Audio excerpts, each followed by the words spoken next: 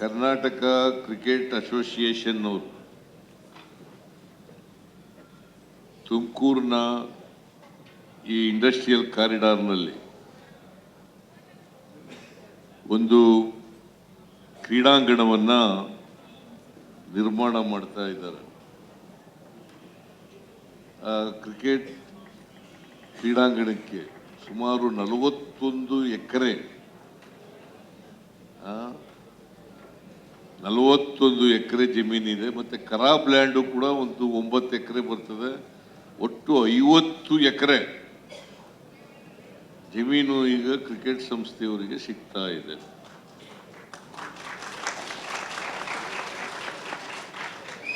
ಇದು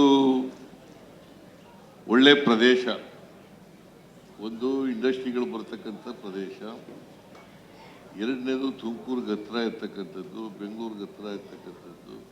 ಬೆಂಗಳೂರಿಂದ ಎಷ್ಟು 90 ಕಿಲೋಮೀಟರ್ ಇಲ್ಲಿಗೆ,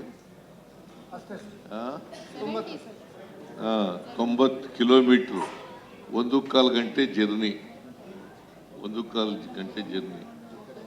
ಸೊ ಇಲ್ಲಿ ಮಾಡ್ತಾ ಇರ್ತಕ್ಕಂಥದ್ದು ಬಹಳ ಸಂತೋಷದ ವಿಚಾರ. ಕ್ರಿಕೆಟ್ ಅಸೋಸಿಯೇಷನ್ ಅವರು ನನಗೂ ಕೂಡ ಮನವಿ ಮಾಡಿದರು, ನಾವು ತುಮಕೂರಿನಲ್ಲಿ ಮಾಡ್ತಾ ಇದ್ದೀವಿ, ತುಮಕೂರಿನಲ್ಲಿ ಜಾಗ ಕೊಡಬೇಕು, ಮೈಸೂರಿನಲ್ಲಿ ಮಾಡ್ತೀವಿ, ಮೈಸೂರಿನಲ್ಲಿ ಜಾಗ ಕೊಡಬೇಕು ಅಂತ ಹೇಳ್ತಾ ಇದ್ರು. ಮೈಸೂರಿನಲ್ಲೂ ಕೂಡ ಹೇಗೆ ತುಮಕೂರಿನಲ್ಲಿ ಜಾಗ ಕೊಟ್ಟಿದ್ದಾರೆ KIDB ಇಂದ, ಮೈಸೂರಿನಲ್ಲೂ ಕೂಡ ಸರ್ಕಾರಿ ಜಮೀನನ್ನು ಕೊಡುತ್ತೇವೆ. ಆದರೆ ನೀವು ಇಲ್ಲಿ ಈ ಭಾಗದಲ್ಲಿ ಕ್ರಿಕೆಟ್ ಅಭಿಮಾನಿಗಳು ಬಹಳ ಜಾಸ್ತಿ ಇದ್ದಾರೆ.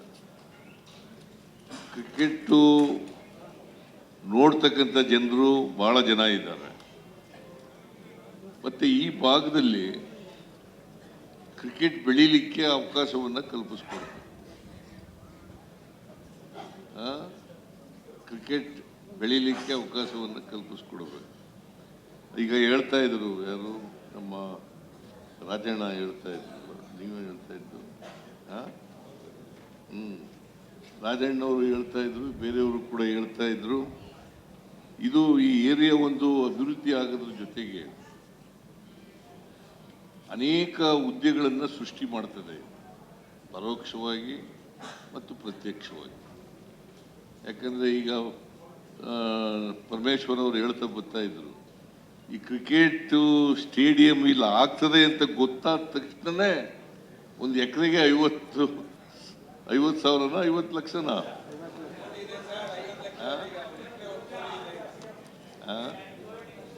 50 ಲಕ್ಷ ಜಾಸ್ತಿ ಆಗ್ಬಿಡ್ತು. ನೋಡಪ್ಪ ಸುರೇಶ್ ಗೌಡ, ನಿಮ್ಮ ಕಾನ್ಸ್ಟಿಟ್ಯೂನ್ಸಿನಲ್ಲಿ ಇವೆಲ್ಲ ನಡೀತಾ ಇದೆ. ಅದೆಲ್ಲ ನೀನು ಮನವಿ ಮಾಡೋದಿದ್ದೇ ಇರ್ತದೆ. ದುಡ್ಡೇ ಇಲ್ಲ, ಅಭಿವೃದ್ಧಿನೇ ಮಾಡಲ್ಲ ಅಂತ ಏನ್ ಕೇಳ್ತೀಯ ನೀನು?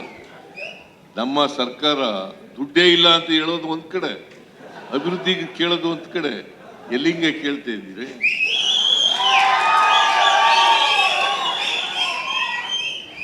ನೀವೇ, ನಾನು ರಾಜಕೀಯ ಮಾತಾಡಕ್ ಹೋಗಲ್ಲ. ಈಗ ರಾಜಕೀಯದ ಮಾತಾಡ್ಬೇಕಾದಂತ ಅವಶ್ಯಕತೆನೂ ಇಲ್ಲ. ಮಾತಾಡ್ತೀವಿ. ನಿಮ್ಮನ್ನು ಎದುರಿಸಕ್ಕಂಥ ಶಕ್ತಿನೂ ನಮಗಿದೆ. ನೀವು ಅಪೋಸಿಷನ್ ಅವರು ಏನು ಹೇಳ್ತೀರಿ ಅದಕ್ಕೆ ಉತ್ತರ ಕೊಡ್ತಕ್ಕಂಥ ಶಕ್ತಿ ನಮ್ಮ ಸರ್ಕಾರಕ್ಕಿದೆ. ಅದಕ್ಕೆಲ್ಲ ನಾನು 41 ವರ್ಷದಿಂದ ಇದ್ದೀನಯ್ಯ, ಎದುರ್ಕೊಳಕ್ ಹೋಗೋದಿಲ್ಲ. ನಾನು 2 ಸಾರಿ ಲೀಡರ್ ಆಫ್ ದಿ ಅಪೋಸಿಷನ್, 2 ಸಾರಿ ಡೆಪ್ಟಿ ಚೀಫ್ ಮಿನಿಸ್ಟರ್, 2 ಸಾರಿ ಮುಖ್ಯಮಂತ್ರಿ. ಈ ರಾಜ್ಯದಲ್ಲಿ ಉಳಿಯಕ್ಕೆ ಆಯ್ತಿತ್ತ? ನಾನು ಎದುರ್ಕೊಳಗಿದ್ರು ಉಳಿಯಕ್ಕೆ ಆಯ್ತಿದ್ದೇನೆಯ? ನಾವು ತಪ್ಪು ಮಾಡಿಲ್ಲ, ಎದುರ್ಕೊಳ್ಳೋ ಪ್ರಶ್ನೆನೂ ಇಲ್ಲ.